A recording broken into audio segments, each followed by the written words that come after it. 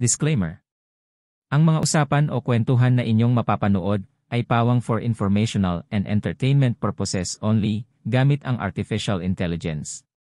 Kung meron man kayong mga critical na concerns ay mainam na kumonsulta sa mga eksperto o otoridad. Sa muli, gusto ko pong i-welcome si Ai, ang inyong artificial intelligence. Welcome back, Ai. Salamat sa mainit na pagtanggap, ngunit gusto ko lang itong linawin na ako ay isang artificial intelligence at walang tunay na personalidad o pagkakakilanlan. Ngunit handa akong tumulong sa iyong tanong. Ang gusto kong pag-usapan ngayon ay tungkol sa online scam na marami naging biktima dahil sa kunting kaalaman ng mga tao regarding sa protection laban sa mga scam. So, ang unang kong tanong ay, ano nga ba ang online scam? Ang online scam o internet scam ay isang uri ng kaharian na nagsasangkot ng pagsasagawa ng masamang gawain sa pamamagitan ng internet. Ito ay isang serye ng depektibong gawain na layuning lokohin, mangakit, o manlamang ng tao sa pamamagitan ng iba't ibang estratehiya. Ang mga scammer o manlilinlang ay nagtatangkang magkaroon ng illegal na kita o makuha ang personal na impormasyon ng kanilang biktima. Maaaring itong umangkop sa iba't ibang anyo, tulad ng phishing scams, paggamit ng pekeng website para kuhanin ang personal na impormasyon, email scams, investment scams, at marami pang iba. Ito ay palaging may layuning mapakinabangan ang scammer at makapanakit ng kanilang biktima. Kaya't napakahalaga ang pagiging maingat at may sapat na kaalaman sa online security upang maiwasan ang ganitong uri ng mga panloloko. Oo nga, ang dami ng mga online scam talaga na nangyayari ngayon, katulad ng mga nabanggit mo. Pwede ba kaming bigyan ng mga tips para maiwasan ito at hindi kami mabiktima? Oo, tiyak! Narito ang ilang mga tips para makaiwas sa online scams. 1. Magkaroon ng malasakit sa seguridad ng password. Gumamit ng matibay at unique na mga password para sa mga online account. Huwag gamitin ang parehong password sa iba't ibang accounts. Regular na palitan ang mga password. 2. Mag-ingat sa phishing attacks. Huwag buksan ang mga email, mensahe o link mula sa di kilalang pinagmulan. I-verify ang legitimacy ng mga website bago magbigay ng personal na impormasyon. 3. I-update ang software. Siguruhing laging up-to-date ang antivirus at anti-malware software. I-update ang operating system at iba pang software para sa mga seguridad na patch. 4. Mag-ingat sa social media. I-set ang mga privacy settings sa social media accounts. Huwag ibahagi ang labis na personal na impormasyon online. 5. Huwag magbigay ng personal na impormasyon. Mag-ingat sa pagbibigay ng personal na impormasyon online, lalo na sa di kilalang websites o tao. Iwasan ang pag-post ng labis na personal na detalye sa mga online platform. 6. Mag-ingat sa online shopping. Bumili lamang mula sa kilalang at mapagkakatiwalaang online sellers. Gamitin ang secure na payment options. 7. Alamin ang mga uri ng scam. Maglaan ng oras upang maunawaan ang mga uri ng online scams at kung paano ito nagaganap. Maging maingat sa mga red flags tulad ng presyong masyadong mababa para maging totoo. 8. Regular na i-check ang financial statements. Regular na suriin ang bank statements at credit card transactions para agad na madiskubre ang anumang di inaasahang activity. 9. Edukasyon at kamalayan. Palawakin ang kaalaman sa online security at scams. Maging mapanuri at magkaroon ng kritikal na pagtingin sa mga online na transaksyon. 10.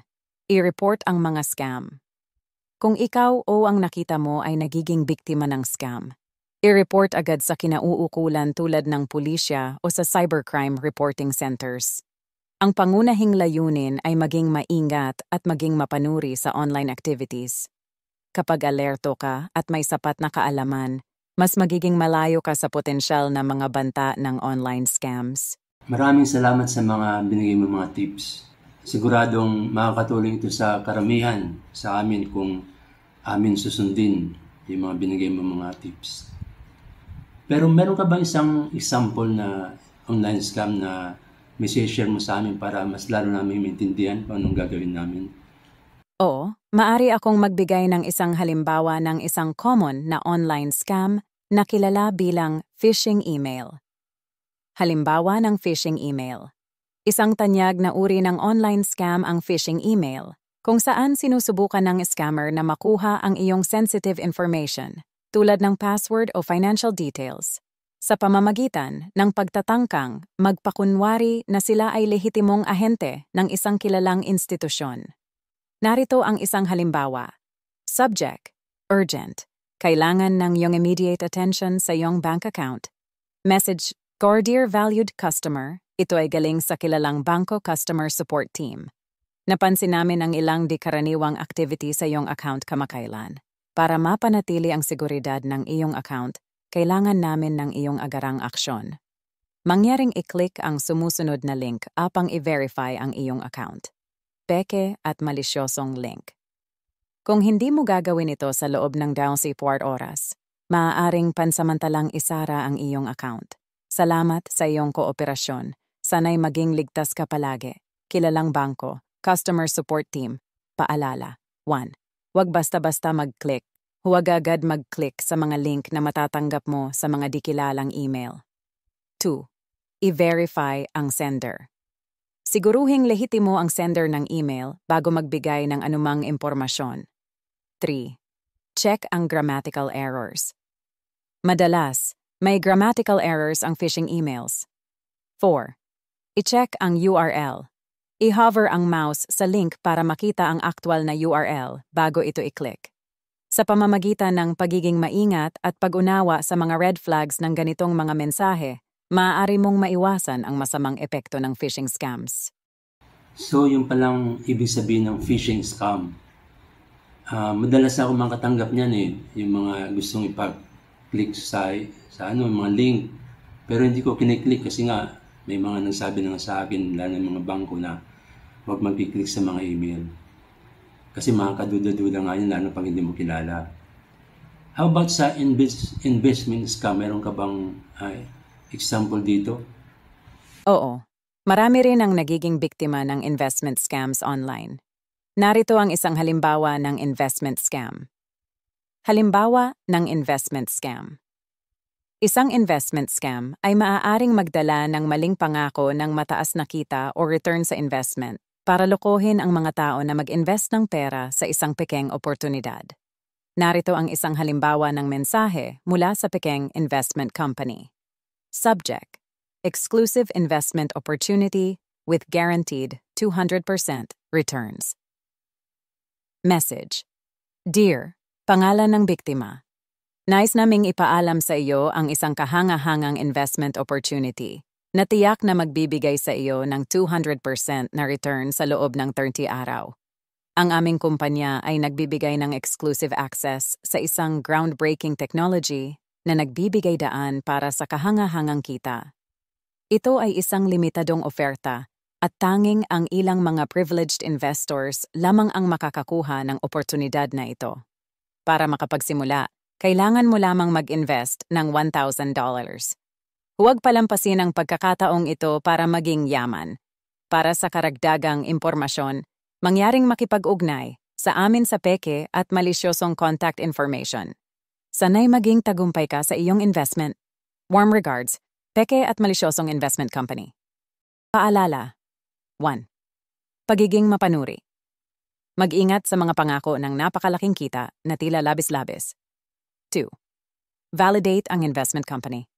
I-research ang background ng kumpanya at siguring rehistrado ito sa tamang regulatory bodies. 3. Hindi garantisado ang kita. Wala sa lehitimong investment ang nagbibigay ng garantisadong napakataas na kita. Lahat ng investment ay may kaakibat na risk. Sa ganitong mga sitwasyon, mahalaga ang due diligence at ang pagiging mapanuri bago maglabas ng pera para sa anumang investment opportunity. Kung ang alok ay tilalabis na maganda upang maging totoo, maaaring ito ay isang senyales ng posibleng investment scam. Sa totoo lang ako ay nabiktima na rin ng investment scam. Pero buti na lang at maliit lang na amount. Pasensya ka na at naranasan mo ang ganitong uri ng pang-aabuso. Siya pala, mayroong itatanong sa iyo si Femi regarding sa isang scam na alam kong marami din ang gustong makalam tungkol dito. At yan ay tatanong ni Femi. Fem, tanong mo na yung gusto mong tanong tungkol sa investment scam, tungkol sa mga scam na yan. Kung nga pala, may tatanong ako yung tungkol sa pag-ibig. Ano ba ang masasabi mo dun sa love scam? Ang love scam ay isang uri ng online scam na nakatuon sa personal na relasyon, kadalasang sa pangangalakal ng romantikong ugnayan. Narito ang ilang impormasyon tungkol sa love scam. Love scam.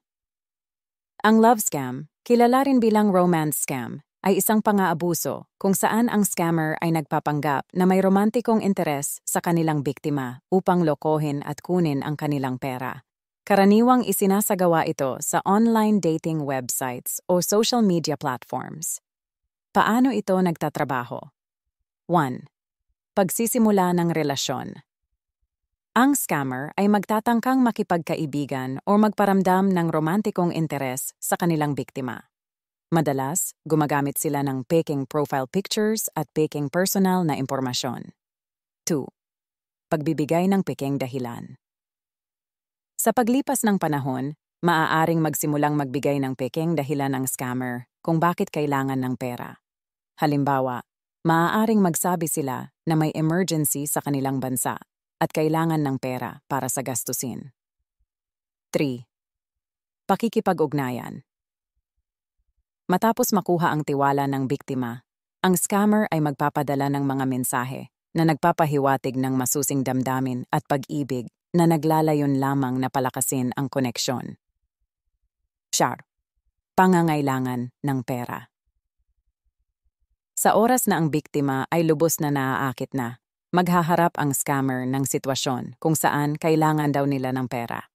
Maaring ito ay para sa isang peking emergency, visa application, or iba pang dahilan. 5. Pagpapadala ng pera. Ang biktima ay inaakit na magpadala ng pera sa scammer sa pamamagitan ng money transfer services, bank deposit, o iba pang paraan ng pagbabayad. 6. Paglahok ng maraming pera. Habang tumatagal ang pang-aabuso, maaaring hilingin ng scammer ang higit pang pera, at maaaring ito ay magpatuloy hanggang sa maubos ang lahat ng naaari ng biktima. Paalala. 1. Pagiging mapanuri. Huwag magtiwala ng lubusan agad sa mga dikilalang tao online, lalo na sa mga hindi mo personal na kilala. 2. I-verify ang identity. Siguruhing ma-verify ang totoong identity ng kausap bago magbigay ng personal na impormasyon o pera. 3. Huwag magpadala ng pera. Kung mayroong hiling na pera ang online acquaintance mo, maging maingat at huwag magpadala ng pera sa hindi mo lubos na kilala o tiwalaan. 4. I-report ang scam. Kung nadama mong biktima ka ng love scam, i-report ito sa mga kinauukulan para maiwasan ang posibleng pagiging biktima ng iba. Mahalaga ang pagiging mapanuri at maingat, lalo na sa online interactions na may kinalaman sa personal na relasyon. Ang dami talagang klase ng mga scam. Anyway, talagang kailangan talaga namin mag-ingat para hindi kami mabiktima sa mga scams na to. Sa muli, nagpapasalamat kami ni Femi sa mga share mo, binahagi ng mga tips at mga iba-ibang klaseng scam.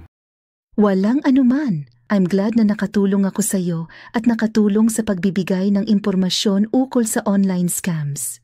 Huwag mag-atubiling bumalik kung mayroon ka pang mga tanong sa hinaharap. Ingat ka palagi at maging maingat sa iyong online activities. Paalam at hanggang sa susunod.